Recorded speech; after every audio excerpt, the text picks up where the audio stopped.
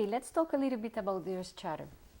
In '92, you were a minister, and you went to the Earth Summit in '92, where the Earth Charter was also part of that process. When you were a minister of international cooperation around the '94, the Dutch government offered a great support for the initial process of the newly established Earth Charter initiative. Particularly at the beginning of the consultation process, there was a major event at the Peace Palace in The Hague in '95, the International Earth Charter Workshop, in which you participated. And also in your capacity as Minister of Environment around 2002, you also offered important political support for the Earth Charter. So many years have passed, all the 90s, the Earth Charter consultation process. The Earth Charter was launched in the year 2000, and now in 2010 we are celebrating the 10th anniversary since the launch of the Earth Charter in the year 2000. So how do you see this process? How do you see the way in which all of this has evolved and how it is now? And then also, how do you see the role of instruments such as the Earth Charter in helping us to move ahead our modus operandi towards a more just and sustainable society?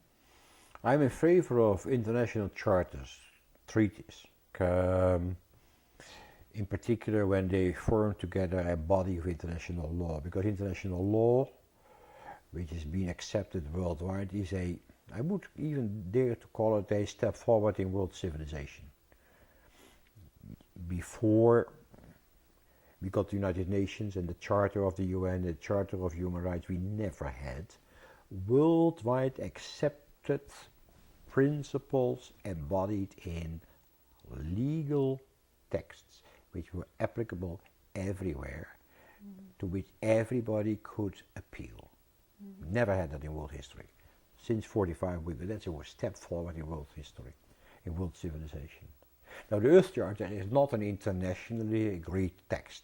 It came bottom up, by experts, by people who were committed. But the important thing is that it was not just some toy of the converted. They were bringing it to governments. They tried to have it accepted also by governments as a kind of an alternative paradigm. Yeah. And it builds on a number of summits that took place in the decade of '90s. Definitely, they brought it to governments, and governments said, yes, we accept. Not everybody, but increasing number of governments said, we accept it. Not as the outcome of an international negotiation in which they themselves or the predecessors had been involved, but they said, we accept it as a paradigm.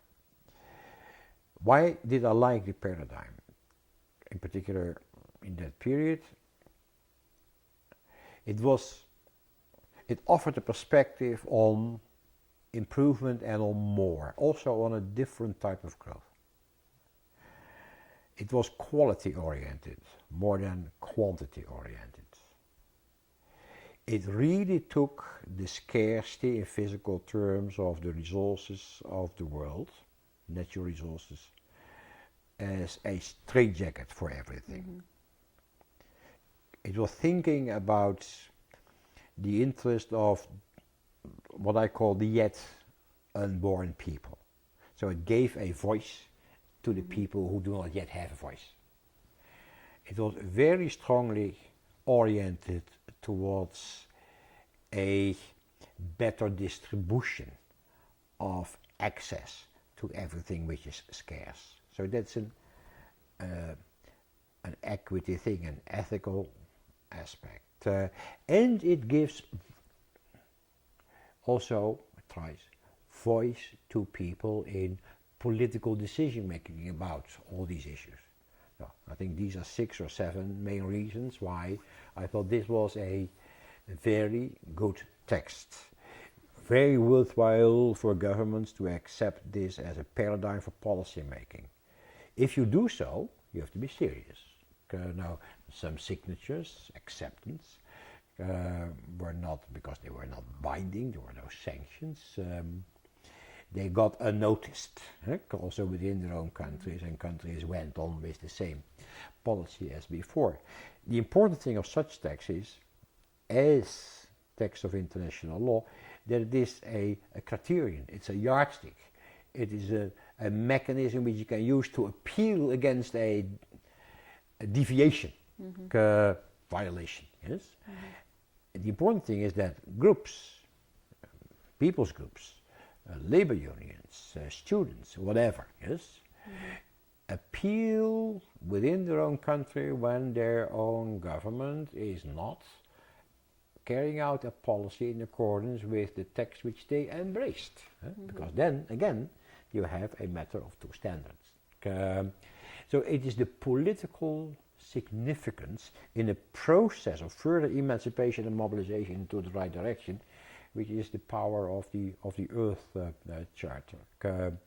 It is not you as a student who thinks that it ought to be different in your country. No, you say in your own society, we thought we should go a couple of years ago, we agreed into a different direction.